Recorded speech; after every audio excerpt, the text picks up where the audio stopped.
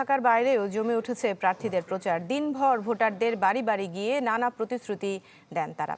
এ সময় ভোট বানচালের চেষ্টা হলে তা প্রতিহতের হুঁশিয়ারি দেন কেউ কেউ।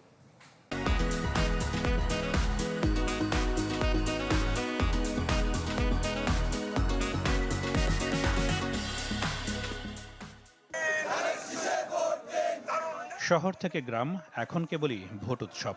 প্রচারণার প্রথম দিনই ছুটে চলা ত্রয়োদশ জাতীয় নির্বাচনের প্রার্থীদের। চট্টগ্রাম ১১ আসনে কদমতলী থেকে গণসংযোগ শুরু করেন বিএনপি প্রার্থী আমির খসরু মাহমুদ চৌধুরী। এর আগে কাট্টলীতে বাবা মার কবর জিয়ারত করেন তিনি। আর চট্টগ্রাম ১০ আসনের জামায়াত প্রার্থী শামসুজ্জামান হেলালি প্রচারণায় নামেন সুলকবহর এলাকা থেকে। আমাদের বাংলাদেশের মানুষ সকলের আনন্দ হচ্ছে, তারা তাদের মালিকানা ফিরে পেয়েছে। তারা এখন তাদের প্রতিনিধি নির্বাচিত করবে। চমৎকার বৈষম্যবিহীন একটি চট্টগ্রাম ১০ আসন হিসেবে গড়ে তোলার যে কাজ শুরু করেছি, আপনারা কি আমাদের সাথে থাকবেন ইনশাআল্লাহ?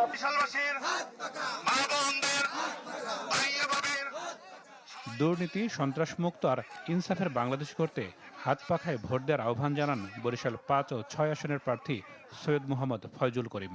দোয়া ও মোনাজাতের মধ্য দিয়ে প্রচারণা শুরু করেন বিএনপির মুজিবুর রহমান সারোয়ার। আর বাসদ প্রার্থী মনীষা চক্রবর্তী শুরু করেন শহীদ মিনারে শ্রদ্ধা জানিয়ে। দেশের শান্তির জন্য, স্থায়ী শান্তির জন্য এবং দুর্নীতি মুক্তির জন্য আপনারা সবাই হাত পাকায় ভোট দিবেন। জনগণ তাদের বিপদে আমাদেরকে সাথে পেয়েছে, আজকে নির্বাচনেও তারা আমাদেরকে বেছে নেবে। প্রচারণার মধ্য দিয়ে আমরা তাদের কাছে পৌঁছাতে চাই।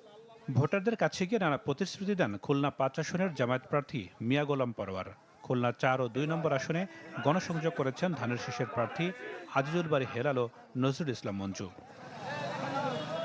ইসলামী চেতনা, জুলাইয়ের সংগ্রামের চেতনা, মুক্তিযুদ্ধের চেতনার একটা সম্মিলিত সংগ্রামের মধ্য দিয়ে আমরা একটা নতুন বাংলাদেশ গড়তে চাই।